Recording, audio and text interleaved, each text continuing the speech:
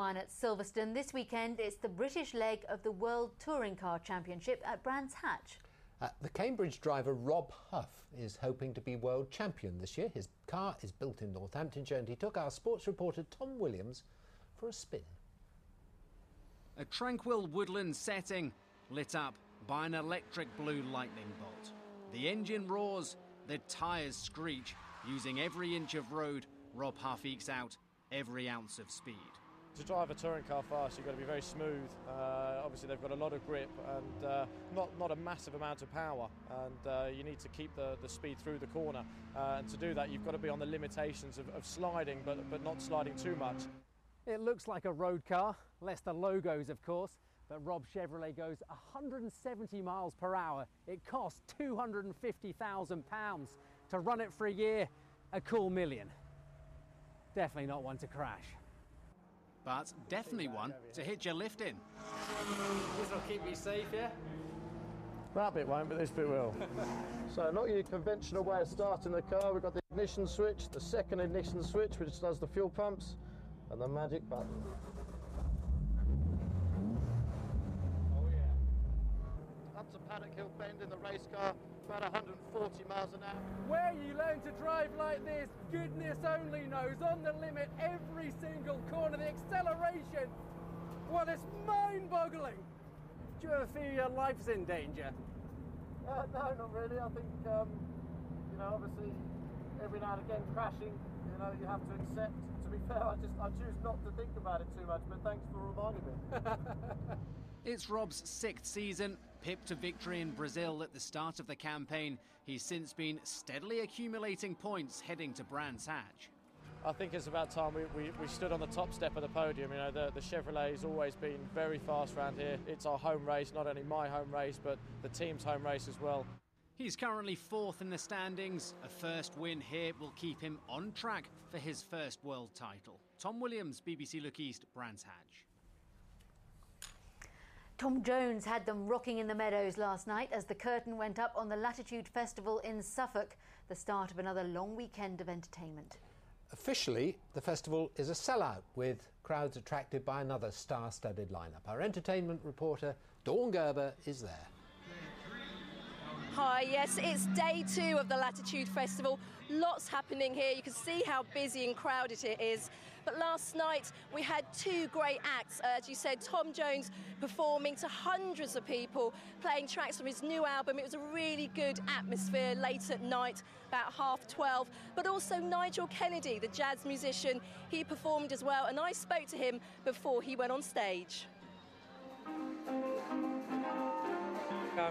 Doing music from the 30s by Duke Ellington, so it's not something which people hear every day, but it's music with charm and it's music which comes from its own time and sums it up in a nice way. A new orchestra I've got called Orchestra of Life, and they're really young players and they're open and ready to go different places, so there's definitely going to be spontaneous moments. I mean, we were playing a couple of months ago in Berlin in the Philharmonie, which is the most proper venue you could imagine in the world, and now we're here in a place which is as relaxed as you could imagine in the world, and I think all the musicians on the stage with me are going to love these moments,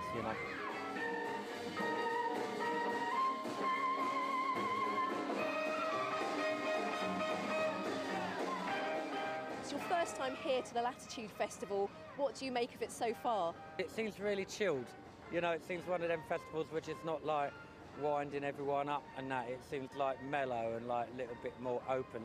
But you always got to have something new in music in my book. I don't want to hear some guy doing what they done yesterday. I want to hear something special for me if I'm an audience. And so that's what I try and apply that rule to myself. And like when musicians provide that, then you've been one night which is never going to happen again. That's the main thing about it.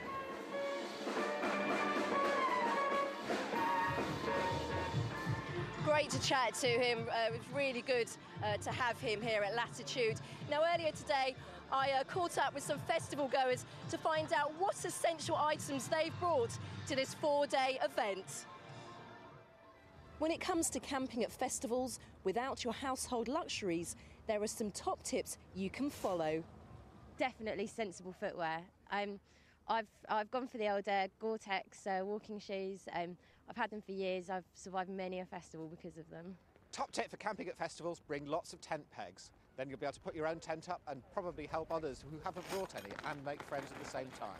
Pack a Mac or Mac for when it's chucking it down, and then my glamorous assistant with the sun cream for all eventualities. Top tip, bring a pan, some bread, and bring a nice coffee pot so you can make yourself some nice fresh coffee every morning. Well, yes, some guides there to what you need to do to survive a festival.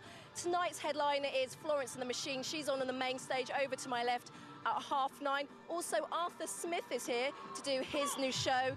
Lots of music, as you can hear behind me, so lots happening. And on Sunday, BBC Radio Suffolk will be live between 2 and 4 p.m. Dawn, we heard earlier in the programme about that assault last night. Do you think that most people there know what happened? Well, I've been here over the last 2 days, and my impression is that people just aren't aware of what's happened. They're just here to enjoy the festival. Back to you. Dawn, thank you very much. Now, you may not know the name, but hotelier Paul Whittam made a huge impact on his home village in Norfolk. He took a coaching inn built in the 17th century and turned it into an internationally known luxury hotel. It became a popular haunt for the rich and famous. He died earlier this month after a year-long battle with cancer, and today more than 1,000 people attended a service of thanksgiving.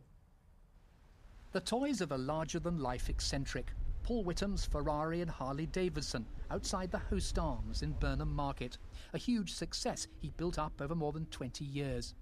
There were many well-known faces among the hundreds who crammed into St Mary's Church. He was a lovely gentleman. He was generous of spirit, Paul. You know, he gave his whole heart. If you were his friend, he gave his whole heart, and I will miss him. And I think Burnham Market will be a different place without him.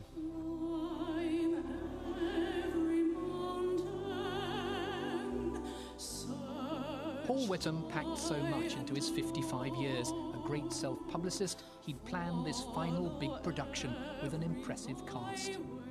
Who has filled his niche and accomplished his task, who has left the world better than he found it, who has looked for the best in others and given the best he had.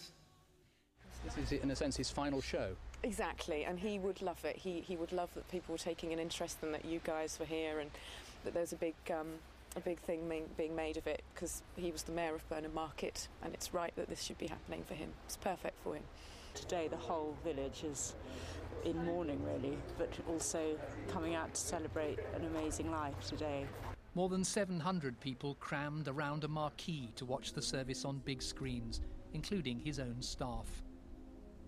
He gave a great deal to this village in terms, some would say too much publicity, but in fact he's helped to bring prosperity to this place in a way that is really quite remarkable, I think. Talk like an angel, but I got wise.